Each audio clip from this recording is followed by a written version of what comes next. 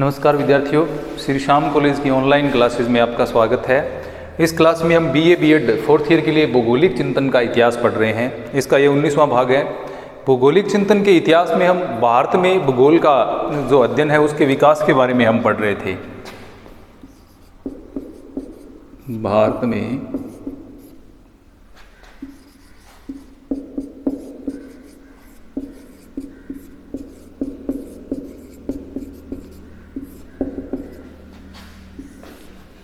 भारत में भूगोल का विकास। तो इसमें हमने पढ़ा था कि भारत में किस प्रकार प्रारंभ में यानी 1920 का जो समय था उससे लेकर के वर्तमान तक यानी 1975 के बाद तक के काल में किस प्रकार भौगोलिक अध्ययन का विकास हुआ और किस प्रकार इसके जो विभिन्न भौगोलिक विभागों की स्थापना हुई।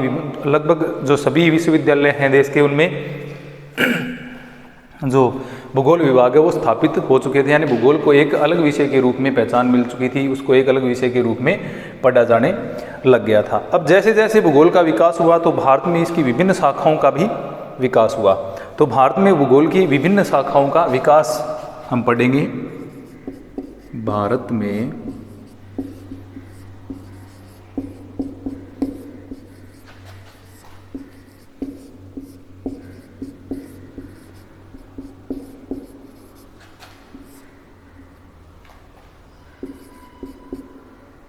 में भूगोल के विभिन्न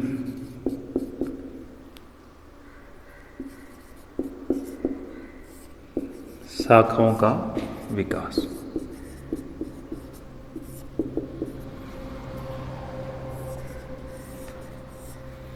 अब भारत में विभिन्न शाखाएं जब जैसे भूगोल की हम देखते हैं, जैसे आर्थिक भूगोल, संसाधन भूगोल है, या जो जनसंख्या भूगोल की बात करें या भौतिक भूगोल की बात करें, नगरीय अधिवास भूगोल की बात करें, तो इसमें भूगोल की विभिन्न शाखाओं का कालक्रम अनुसार क्या है विकास होता चला गया।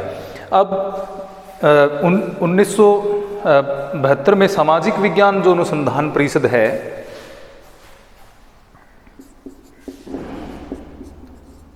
सामाजिक विज्ञान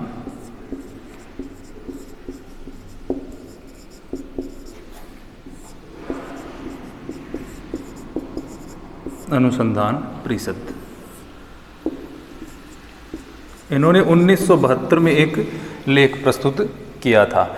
इसको शॉर्ट में ICSSR के नाम से भी जाना जाता है।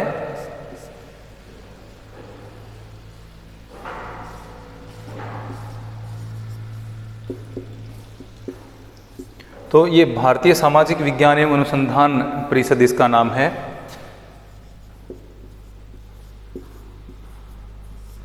Indian council for social science research यानी भारतीय सामाजिक विज्ञान अनुसंधान परिषद, इन्होंने 1972 में एक लेख प्रस्तुत किया था जिसका नाम था a survey of research in geography. A survey of research in geography.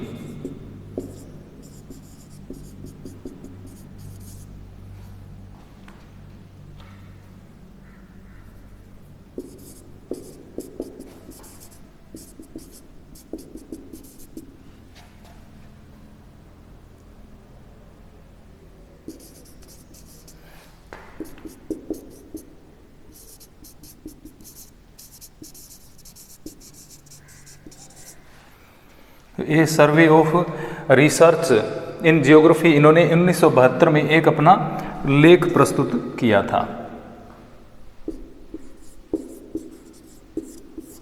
और इसमें इन्होंने क्या किया था, 1960 तक के जो काल था उसमें भूगोल में जो विभिन्न शोध पत्र पत्रिकाएं प्रकाशित हुई थी उनकी समीक्षा इन्होंने की थी। 1960 तक की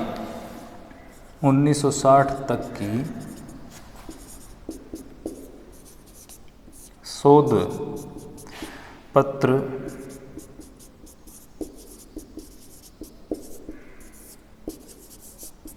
की समीक्षा।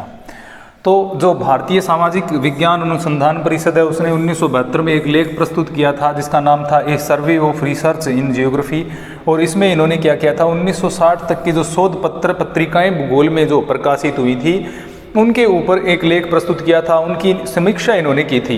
और समीक्षा में इन्होंने क्या बताया था कि इसमें इस काल तक जो भी भूगोल में जितनी भी रिसर्च जो हुई है या भूगोल में जितने भी शोध पत्र पत्रिकाएं छपी हैं उनकी विषय वस्तु क्या रही है, किस विषय से कौन से भूगोल का अध्ययन वो करते हैं और कौन सी शाखा से वो संबंधित रहे हैं, इनके बारे में हमें उनसे जानकारी प्राप्त होती है।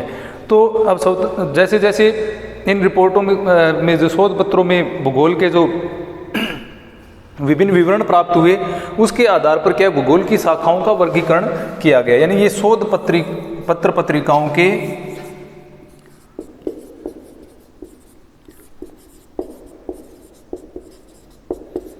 विवरण के आधार पर क्या किया गया, भूगोल की शाखाओं का वर्गीकरण। तो भूगोल की शाखाओं का वर्गीकरण इन विवरणों के आधार पर किया गया। यानी इन शोध पत्र पत्रिकाओं में कौन से ऐसे क्षेत्र थे भूगोल के जिनके ऊपर ज़्यादा बल दिया गया था, क्योंकि इस काल तक क्या है भारत में जो विभिन्न भौगोलिक संप्रदायों की स्थापना हो चुकी थी। अब जैसे प्रारंभ में हम देखें तो ये प्रारंभ होता है पंजाब विश्वविद्यालय, तो पंजाब विश्वविद्यालय का भौगोलिक संप्रदाय हो गया, अलीगढ़ विश्वविद्यालय का भौगोलिक संप्रदाय हो गया, उसके अलावा बिहार का भौगोलिक संप्रदाय हो गया, गोरखपुर का भौगोलिक संप्रदाय हो गया, पटना का भौगोलिक संप्रदाय हो गया, मद्रास का भौगोलिक संप्रदाय हो गया, राजस्थान के भौगोलिक संप्रदाय हो गया, पंजाब का अलग से भौगोलिक संप्रदाय हो गया। तो इस प्रकार क्या है भौगोलिक अध्ययन के विभिन्न 10 से 12 संप्रदायों में भौगोलिक अध्ययन है वो विभाजित हो गया था। यानी जितने भी स्कूल ज्योग्राफी के हुए भौगोलिक संप्रदाय का मतलब क्या है, स्कूल ऑफ ज्योग्राफी हम कह सकते हैं। जैसे गोरखपुर स्कूल ऑफ ज्योग्राफी है, पंजाब स्कूल ऑफ ज्योग्राफी है, दिल्ली स्कूल ऑफ ज्योग्राफी है, इसके अलावा पटना स्कूल ऑफ ज्योग्राफी। तो इस प्रकार अलग अलग शाखा जो विभिन्न स्कूल जो बने ज्योग्राफी के भौगोलिक संप्रदाय जो बने, तो उनसे क्या हुआ भूगोल की शाखाएं भी बनी, क्योंकि शोध पत्र पत्रिकाएं उनसे संबंधित थे। अब शोध पत्र पत्रिकाएं कोई एक जो भौगोलिक संप्रदाय है वो किसी एक विषय पर, यानी कोई कृषि भूगोल पर बल देता है, कोई औद्योगिक भूगोल पर बल देता है, कोई परिवहन भूगोल पर बल देता है। तो अलग अलग आधार उन्होंने अपने भौगोलिक अध्ययन में या शोध पत्रों के आधार इन्होंने बनाए थे, जिसके आधार पर क्या भूगोल में विभिन्न शाखाओं का क्या हो गया उत्पन्न हुई, जिनका क्या शोध पत्रिकाओं की समीक्षा के आधार पर भूगोल की शाखाओं का वर्गीकरण किया गया। तो हम देखते हैं कि भारत में कौन कौन सी भौगोलिक जो शाखाएं हैं वो स्वतंत्रता प्राप्ति के पश्चात विकसित हुई थीं, और उनमें से कुछ प्रमुख शाखाओं के बारे में हम इसमें देखें भी कौन कौन सी शाखाएं हैं वो भूगोल में विकसित हुई हैं। अब जैसे सर्वप्रथम जो अध्ययन केंद्रित था भारत में प्रारंभिक जो काल था उसमें कृषि भूगोल के ऊपर ज़्यादा ध्यान दिया गया था। यानी कृषि भूगोल का या हम देखें तो मानव एवं संसाधन भूगोल जो है उसकी विभिन्न शाखाओं का विकास अधिक हुआ था। तो इसलिए हम कह सकते हैं पहला जो भौगोलिक शाखा बनती है वह आर्थिक एवं संसाधन भूगोल है।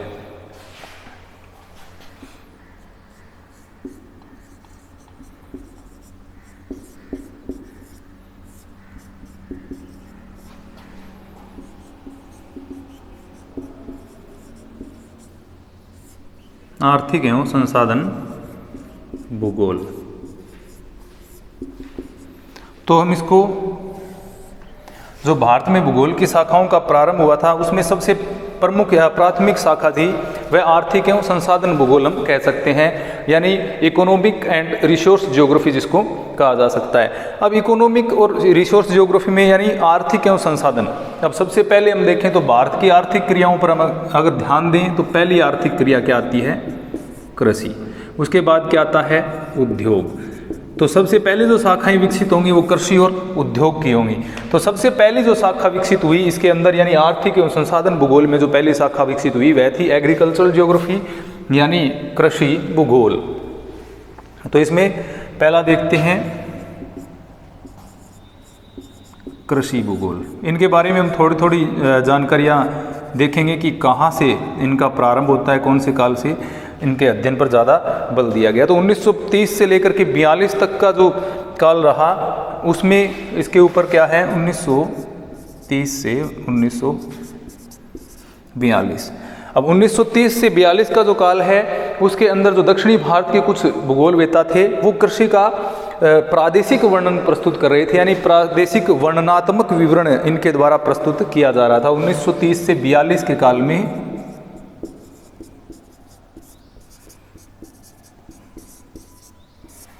दक्षिण भारत के भूगोलवेता कृषि भूगोल का कैसा वर्णनात्मक विवरण, यानी एक प्रकार से वर्णन कर रहे थे। सांख्यिकीय विधियां हालांकि उस समय इतनी ज़्यादा प्रयुक्त नहीं होती थी, यानी केवल जो भूगोलवेता है वो कृषि के विषय में वर्णनात्मक विवरण दिया जाता था। अब इसके बाद क्या है, भारत में जो उत्तरी भारत है उसके अंदर इसकी शाखाओं का विकास प्रारंभ हुआ, जिसमें उत्तर भारत में बी.एन. मुखर्जी, पी. दयाल आदि जो विद्वान हैं उनका विशेष योगदान रहा। ये उत्तर प्रदेश से संबंधित थे, मुखर्जी और पी. दयाल, बी.एन. मुखर्जी और पी. दयाल संबंधित कहाँ से थे ये,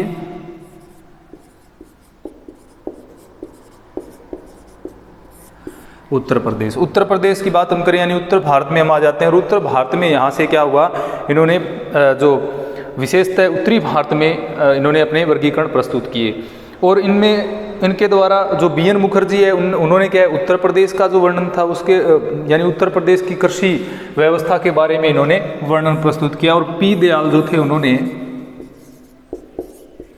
बिहार के कृषि प्रारूप, यानी इन्होंने अपने अपने क्षेत्र जो उत्तर भारत से ये संबंधित थे, और इन्होंने क्या किया, जैसे बी.एन. मुखर्जी थे इन्होंने उत्तर प्रदेश का, और पी. दयाल ने बिहार की कृषि विशेषताओं का वर्णन किया था। और इसके अलावा कृषि विशेषताओं का यानी कौन कौन से क्षेत्रों में कौन सी कृषि की जाती है, उन कौन से जलवायु दशाओं से प्रभावित होती हैं, उत्पादन कितना होता है, किस प्रकार की कृषि विधियाँ या तकनीकें काम में ली जाती हैं। और इसी के साथ इन्होंने क्या किया था, पी. दयाल ने बिहार की कृषि प्रारूप का वर्णन किया, और बिहार को कृषि प्रदेशों में बांटा, यानी अलग अलग कृषि प्रदेश बिहार के बांट दिए। भी बिहार में जो कृषि प्रदेश हैं कौन से क्षेत्र में किस प्रकार की कृषि की जाती है, इस प्रकार इन्होंने क्या किया, भारत जो बिहार था उसको अलग अलग कृषि प्रदेशों में इसको बांट दिया। अब ये 1950 के काल का जो है, यानी 1950 के आसपास के समय में इन्होंने अपने वर्गीकरण प्रस्तुत किए थे, यानी कृषि प्रदेशों से संबंधित अपने वर्गीकरण 1950 के इन्होंने प्रस्तुत किए थे। अब इसके बाद जो कृषि भूगोल में अगर हम जो योगदान की बात करें उत्तरी भारत में, तो एस.पी. चटर्जी हैं, उनका विशेष नाम है, मोहम्मद शफी है उनका भी नाम आता है। यानी अगर हम कृषि भूगोल के विकास की बात करें तो जो विद्वानों का योगदान है उनमें एस.पी. चटर्जी, जिन्होंने क्या कोलकाता का जो भौगोलिक जो विभाग था उसके ये अध्यक्ष भी रहे थे। इसके अलावा मोहम्मद शफी है, एस.एन. मुखर्जी है, वी.एस. नेगी है, शफी, मुखर्जी और वी.एस. नेगी, ये जो विद्वान हैं इन्होंने कृषि भूगोल के विकास में महत्वपूर्ण योगदान दिया था, जिनमें जो एस.पी. चटर्जी हैं उनका नाम अग्रणी है। 1952 के काल में 1960-62 में मोहम्मद शफी जो आते हैं, उसके अलावा एस.एन. मुखर्जी 1968, वी.एस. नेगी 72, इसके अलावा जसवीर सिंह का योगदान भी महत्वपूर्ण रहता है, इसके अलावा सुरेंद्र सिंह। तो ये ऐसे विद्वान हैं जिन्होंने कृषि भूगोल को विकसित करने में अपना महत्वपूर्ण योगदान दिया। जसवीर सिंह, इनका भी महत्वपूर्ण योगदान रहा कृषि भूगोल के भारत में विकास में। तो ये प्रारंभिक स्तर पर यानी कृषि भूगोल का जब भारत में अध्ययन किया जा रहा था तो पहले दक्षिणी भारत में क्या है, प्रादेशिक विवरण प्रस्तुत किए जाते थे दक्षिणी भारतीय विद्वानों के द्वारा। उसके बाद हमने देखा जैसे बी.एन. मुखर्जी है और जो पी. दयाल हैं उनके द्वारा भारत में उत्तरी भारत में भौगोलिक अध्ययन प्रारंभ किया गया था। तो उत्तरी भारत में अध्ययन प्रारंभ हुआ, उन्होंने उत्तर प्रदेश बिहार का अध्ययन प्रस्तुत किया। उसके बाद S P. Chatterjee, Mohammad Shafi, S N. Mukherjee, V S. Negi और जसवीर सिंह आदि जो विद्वान हैं उन्होंने कृषि भूगोल के विकास में अपना महत्वपूर्ण योगदान दिया था। अब भारतीय जो भूगोलवेता थे वो कृषि भूगोल में कौन से ऐसे मुख्य बिंदु थे जिनके ऊपर ज़्यादा बल दे रहे थे? उनमें था जनसंख्या एवं खाद्य समस्या,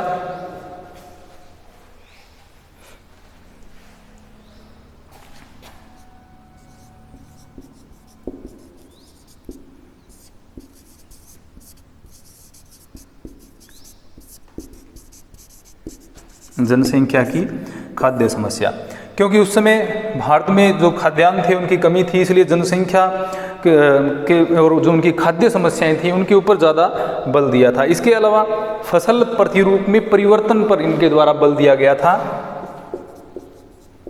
फसल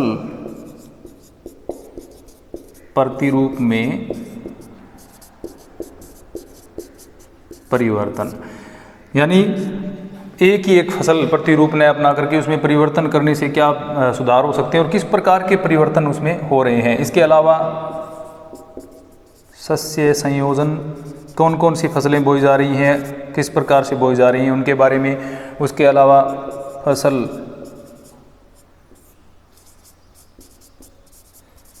उत्पादन, तो ये विषय हैं जिनके ऊपर इन्होंने विशेष ध्यान दिया था। इसके अलावा फसलों के सहकेंद्रण, विशाखन, कृषि नियोजन, यानी कौन से क्षेत्र में कौन सी फसलें बोई जा रही हैं उनका वर्णन करना, तो उसको हम क्या कहेंगे?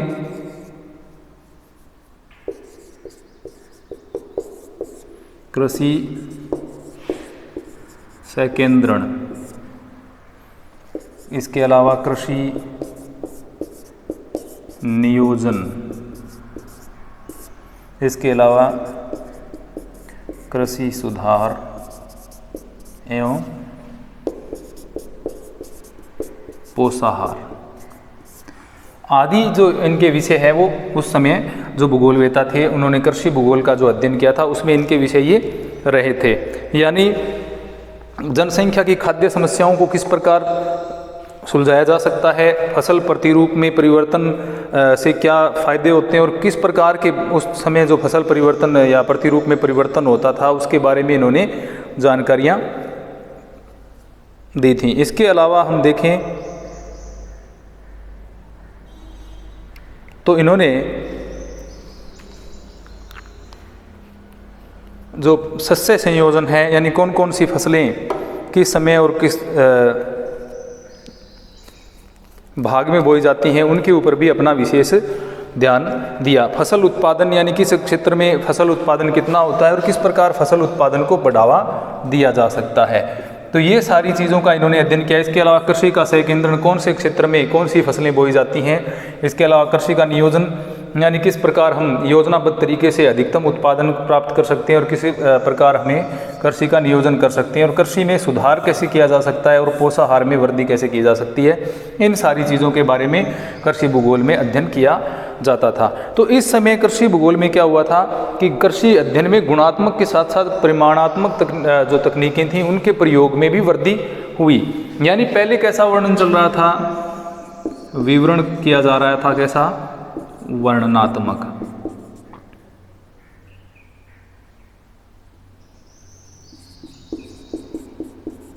वर्णनात्मक वर्णन हो रहा था। अब यहाँ पर कैसा हो गया, कुछ सांख्यिकीय विधियों का प्रयोग इसमें किया जाने लगा, यानी सांख्यिकीय विधियों का प्रयोग भी इसमें किया जाने लगा। यानी गुणात्मक के साथ ये कैसा हो गया, परिमाणात्मक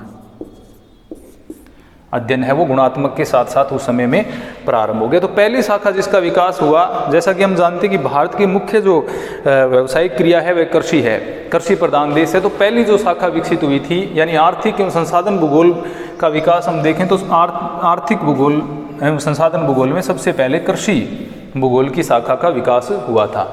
अब दूसरी जो महत्वपूर्ण क्रिया की हम बात करें तो वह उद्योग है। तो दूसरी शाखा का विकास हम देखें तो दूसरी जिस शाखा का विकास हुआ था वह थी औद्योगिक भूगोल।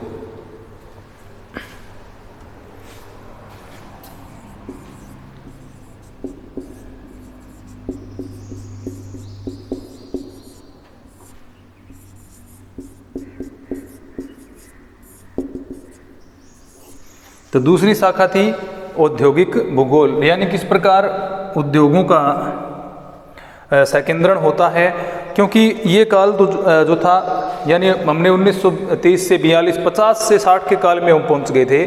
तो इस समय जो पंचवर्षीय योजना लागू हुई थी 1960 के जो काल था, उस समय तृतीय पंचवर्षीय योजना आ गई थी। तृतीय पंचवर्षीय योजना, और तृतीय पंचवर्षीय योजना थी 1961 से लेकर के 65। तो इस काल में औद्योगिक भूगोल पर ज़्यादा बल दिया गया, क्योंकि औद्योगिक क्रांति या औद्योगिक नीति का क्रियान्वयन करने के पश्चात जो भारत में औद्योगिक गतिविधियां इस समय क्या हो गई थी, तेज हो गई थी। क्योंकि इस समय क्या हो गया था, औद्योगिक नीति का क्रियान्वयन यानी औद्योगिक नीति लागू कर दी गई थी, जिसके कारण क्या औद्योगिक गतिविधियां तीव्र हो गई। तो औद्योगिक गतिविधियां यानी जैसे पहले केवल कृषि पर ज़्यादा बल दिया जाता था, तो कृषि भूगोल का ज़्यादा विकास हुआ। अब औद्योगिक गतिविधियों का ज़्यादा विकास हो रहा था, तो स्वाभाविक सी बात है कि औद्योगिक भूगोल जो है उसके विकास के ऊपर ज़्यादा बल दिया गया। तो इसके पश्चात जो भारतीय भूगोलवेता थे, उन्होंने औद्योगिक भूगोल के अध्ययन में ज़्यादा रुचि दिखाई, क्योंकि हमारी जो क्रियाकलाप थे वो कृषि के साथ साथ किससे संबंधित होते जा रहे थे, उद्योगों से संबंधित। हमारी जो पंचवर्षीय योजना थी वो उद्योगों पर फोकस कर रही थी। इसके कारण क्या है, भूगोलवेताओं ने उद्योगों पर ज़्यादा ध्यान देना प्रारंभ किया। अब जैसे कि हम जानते हैं कि स्नातकोत्तर स्तर पर सबसे पहले अलीगढ़ मुस्लिम विद्यालय जो था, उसके अंदर भूगोल विभाग की स्थापना हुई। तो वहीं से क्या हुआ,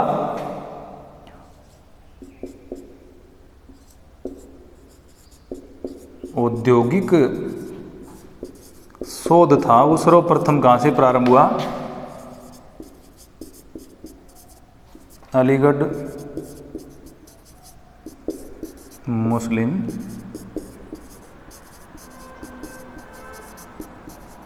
विश्वविद्यालय।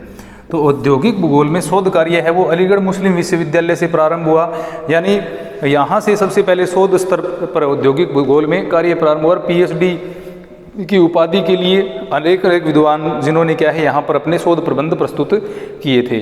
तो सबसे पहले पीएचडी की उपाधि के लिए इसमें 1956 का जो काल था, यानी 1956 में यह प्रारंभ हुआ।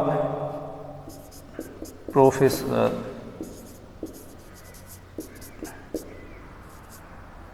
इंद्रपाल, इन्होंने सबसे पहले अपने जो औद्योगिक लेख था उनको वो प्रस्तुत किया था, और इन्होंने इनका जो विषय था वो तो उत्तर प्रदेश का औद्योगिक नियोजन, यानी सबसे पहला जो शोध प्रबंध प्रस्तुत किया गया वो प्रोफेसर इंद्रपाल के द्वारा प्रस्तुत किया गया, और इसका विषय था उत्तर प्रदेश में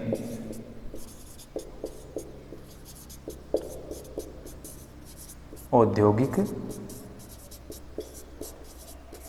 नियोजन।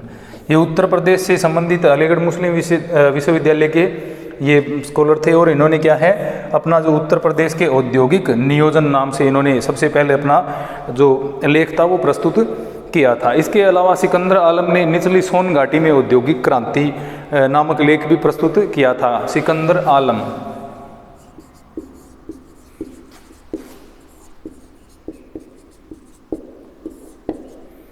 तो ये है निचली सोन घाटी में औद्योगिक प्रबंध।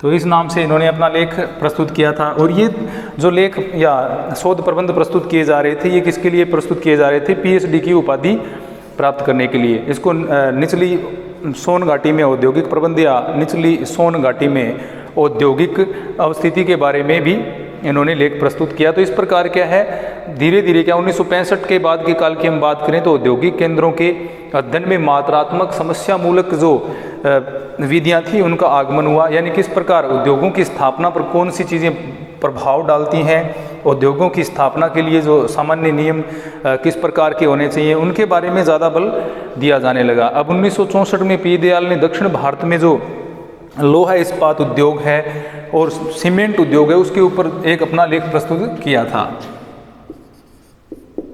पी दयाल ने 1964 में दक्षिण भारत में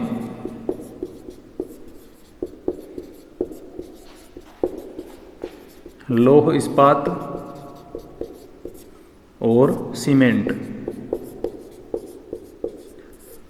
तो लौह इस्पात और सीमेंट उद्योग का स्थानीयकरण किस प्रकार हुआ है, उसको प्रभावित करने वाले कारक कौन से हैं, उनके ऊपर अपना एक शोध प्रबंध इनके द्वारा प्रस्तुत किया गया था। यानी जो स्थानीयकरण के लिए उपयुक्त परिस्थितियां हैं उनका इन्होंने विवेचन किया था। इसके अलावा सबसे पहले जो अगर हम औद्योगिक भूगोल की पुस्तकों की बात करें तो सबसे पहले वीएन सिन्हा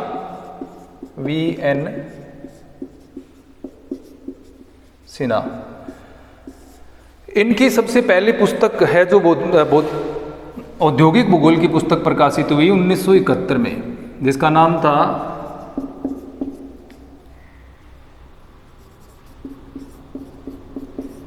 औद्योगिक भूगोल। तो ये औद्योगिक भूगोल की क्या थी, प्रथम पुस्तक भारत में हम देखें तो ये प्रकाशित हुई थी 1971 में। तो ये एक पाठ्य पुस्तक प्रकाशित हुई थी जो जिसमें भारत के जो पूरे उद्योग थे उनका क्या है विस्तृत विवेचन किया गया था। पूरे भारत के उद्योगों के बारे में इन्होंने विस्तृत विवेचन प्रस्तुत किया था, जिसमें वीएन सिन्हा ने 1971 में औद्योगिक भूगोल नामक अपनी प्रथम पुस्तक प्रकाशित की थी। इसके बाद में जो अन्य विद्वान थे उन्होंने जिसमें एमआर चौधरी हैं, उन्होंने 1971 में भारतीय उद्योगों से संबंधित अपने आलोचनात्मक विवरण थे उनका प्रस्तुतिकरण किया था, उनकी समीक्षा की थी। यानी अपना आलोचनात्मक विवरण जो उन्होंने प्रस्तुत किया था 1971 में जो एमआर चौधरी थे उन्होंने। तो इसके बाद में 1975 में लौह इस्पात उद्योग के जो स्थानीयकरण से संबंधित जो 1974 में भारत में जो लौह इस्पात उद्योग की स्थापना थी उनके स्थानीयकरण से संबंधित भी आलोचनात्मक विवरण रामनाथ तिवारी के द्वारा अपनी पुस्तकों में प्रकाशित किया गया। तो इस प्रकार क्या है अलग अलग विद्वानों ने इन्होंने क्या है अपने जो शोध ग्रंथ प्रस्तुत किए। और हम अधिकता देखें तो भारत के अंदर देखें तो औद्योगिक भूगोल के ऊपर ज़्यादा शोध कार्य या ज़्यादा रिसर्च नहीं हुई है, क्योंकि भारतीय जो विद्वान थे उन्होंने सर्वप्रथम जैसे कृषि भूगोल है या इसके अलावा भारत में सबसे ज़्यादा जो उद्योग विकास हुआ या सबसे ज़्यादा शोध प्रबंध वगैरह प्रकाशित किए गए वो थे नगरीय एवं अधिवास भूगोल के ऊपर सबसे ज़्यादा बल दिया गया था। तो ये था भारत में भूगोल की शाखाओं का विकास। उसमें हम आर्थिक और संसाधन भूगोल है उसके बारे में, यानी दो कृषि भूगोल का किस प्रकार विकास हुआ, औद्योगिक भूगोल का किस प्रकार विकास हुआ, इसके बारे में हमने पढ़ा। अन्य जो शाखाएं हैं उनके बारे में हम अगले अध्याय में पढ़ेंगे। धन्यवाद।